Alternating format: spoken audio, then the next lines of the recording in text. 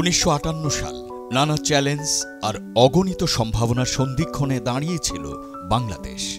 ঠিক সেই সময়ে এক তরুণ উদ্যোক্তা স্বপ্ন দেখলেন পরিবর্তন আসবে নতুন ভাবনা আর সততার মাধ্যমে।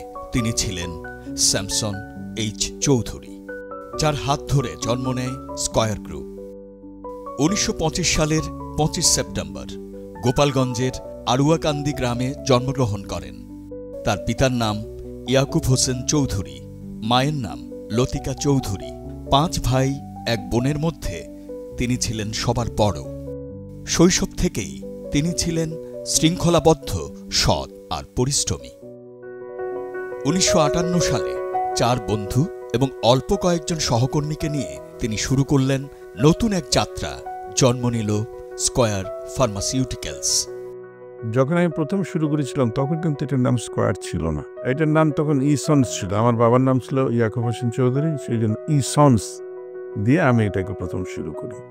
এবং প্রথমে আমরা শুরু করি ওষুধে যে সমস্ত সিরাপস দরকার হতো, সিরাপ, হাইপোলাইম সিরাপ, রোজ সিরাপ, জিঞ্জার, এগুলোই আমি ব্রিটিশ ফার্মাকোপি অনুসারে তখন তৈরি করতাম।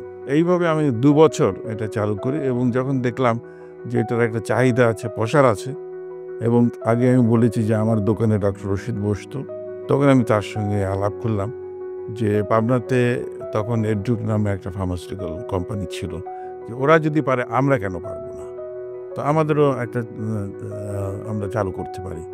ও সে আমার সঙ্গে একমত হলো এবং তারপরে আমি আরও 2 জন পার্টনার নিলাম। এইভাবে পার্টনারশিপে যখন 4 জন হলো তখন এটাকে আমরা নাম পরিবর্তন করে স্কয়ার ফার্মাসিউটিক্যালস নাম দিলাম। এর 2টো নাম হচ্ছে আমরা 4 জন, আর একটা ফিলোসফিক্যাল নাম হচ্ছে যে 4 hands are equal, it means perfect. ছোট পরিসরে শুরু হওয়া স্কয়ার ফার্মাসিউটিক্যালসের সাফল্য আস্তে আস্তে ছড়িয়ে পড়ে সারা দেশে। পরবর্তীতে একে একে টেক্সটাইল, কৃষিপণ্য, FMCG, তথ্য প্রযুক্তি, স্বাস্থ্যসেবা, এমনকি গণমাধ্যমে স্কয়ার গ্রুপের সফলতা ছড়িয়ে পড়ে। এসব কিছুই ছিল স্যামসন এইচ চৌধুরীর দূরদৃষ্টি আর নেতৃত্বের ফসল। সততার ভিতর দিয়ে বাণিজ্যিক কার্যক্রম পরিচালনা করে একদিকে যেমন সেটা মুনাফা করতে পারে, একই রকমভাবে দেশ সেবা করতে পারে, এই যে উভয় দিককে সম্মিলন ঘটানো, এটা স্যামসন এইচ চৌধুরী আমাদের কাছে দেখিয়ে দিয়ে গেছেন। তিনি বিশ্বাস করতেন সততা আর কঠোর পরিশ্রমের বিকল্প নেই। মানের সঙ্গে আপোষ মানে নিজের সঙ্গে প্রতারণা। 2013 সালে 21 পদকে ভূষিত স্যামসন এইচ চৌধুরী বিভিন্ন সময়ে এদেশের অগণিত ব্যক্তি ও প্রতিষ্ঠানকে তাদের প্রয়োজনে নীরবে সাহায্যের হাত বাড়িয়ে দিয়েছেন, তাদের পাশে থেকেছেন। আমি খুব কম মানুষকে দেখেছি এরকম নিষ্ঠাবান, সৎ এবং মানবদরদী।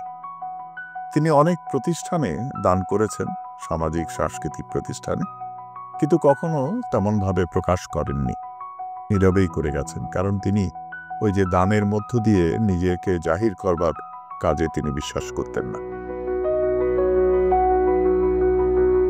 বাড়িতে অনেকেই জানতো না যে উনি কাকে কি দিচ্ছেন। আর যিশুর একটা কথা আছে যে তুমি যখন দান করো তখন যেন তোমার ডান হাত কি করছে তোমার বাঁ হাত যেন জানে না, সেটা উনি মেনটেন করতেন। এই ব্যবসা বাণিজ্য নিয়ে নিজের ব্যবসা বাণিজ্য নিয়ে চিন্তা করেছেন, আবার এদিকে মানুষের এই কষ্ট, দুঃখ, বেদনা এটা লাঘব করার চেষ্টা করেছেন। স্যামসন এইচ চৌধুরী ছিলেন খ্রিস্টান সমাজের এক উজ্জ্বল নক্ষত্র। দেশের নানা খ্রিস্টান শিক্ষা প্রতিষ্ঠানকে দিয়েছেন সহায়তা, চার্চ সংস্কার ও সামাজিক কার্যক্রমে রেখেছেন অমূল্য অবদান। আজও বাংলাদেশের খ্রিস্টান সমাজ তাকে মনে করে এক প্রেরণাদায়ক রোল মডেল হিসেবে। স্যামসন এইচ চৌধুরী শুধু একজন উদ্যোক্তা নন, তিনি বাংলাদেশের শিল্পোন্নয়নের ইতিহাসে এক অমর নাম। তিনি দেখিয়েছেন সততা আর পরিশ্রম দিয়ে গড়ে তোলা যায় বিশ্বমানের ব্র্যান্ড, আর স্বপ্ন দিয়েই লেখা যায় একটি দেশের ভবিষ্যৎ।